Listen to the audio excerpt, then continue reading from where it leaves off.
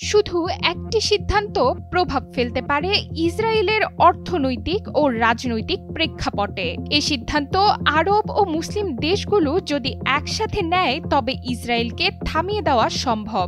রক্তপাত নয়, অর্থনৈতিক ঘেরাও।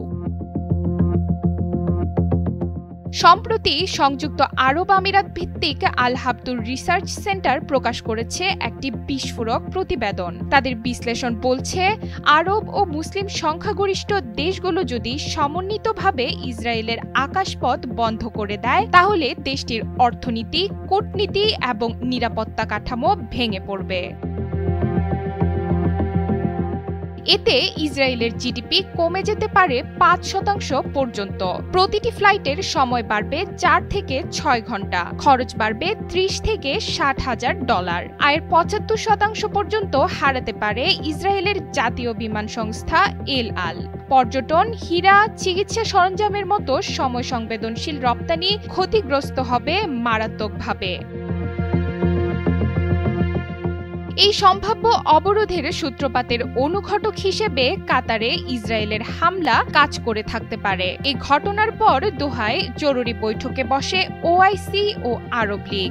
আলোচনা হয় ইসরায়েলের বিরুদ্ধে একটি সমন্বিত পদক্ষেপ হতে পারে আকাশপথ অবরোধ। বিশ্লেষকদের মতে তুরস্ক, পাকিস্তান, ইন্দোনেশিয়ার মতো দেশ যদি এই অবরোধে যোগ দেয় তাহলে ইসরায়েল এশিয়া ও আফ্রিকার প্রবৃদ্ধিশীল বাজার থেকে বিচ্ছিন্ন হয়ে যাবে।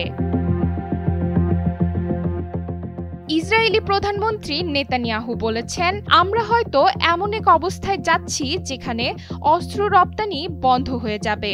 আমাদের নিজের দেশেই শিল্প গড়ে তুলতে হবে। এই আকাশপথ অবরোধকে বলা হচ্ছে গ্রে জোন স্ট্র্যাটেজি। এই অবরোধ পুরোপুরি যুদ্ধাবস্থার সৃষ্টি না করলেও ভয়াবহ চাপ তৈরির হাতিয়ার হবে বলে ধারণা করা হচ্ছে। তবে প্রশ্ন হচ্ছে, এই উদ্যোগ কি আদৌ বাস্তবায়িত হবে? যুক্তরাষ্ট্র এই পদক্ষেপে সায় দিবে না। তবে কাতারে মার্কিন ঘাঁটি থাকা সত্ত্বেও ইসরায়েলের দোহা হামলা ঠেকাতে ব্যর্থ হওয়া এই সম্পর্ককেও নতুন চিন্তা শুরু করেছে অনেক দেশ। কেবল একটি সিদ্ধান্তই বদলে দিতে পারে ভূরাজনীতির চিত্র।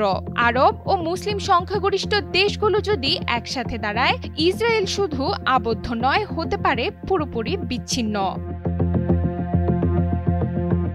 ডেস্ক রিপোর্ট, সময়ের আলো।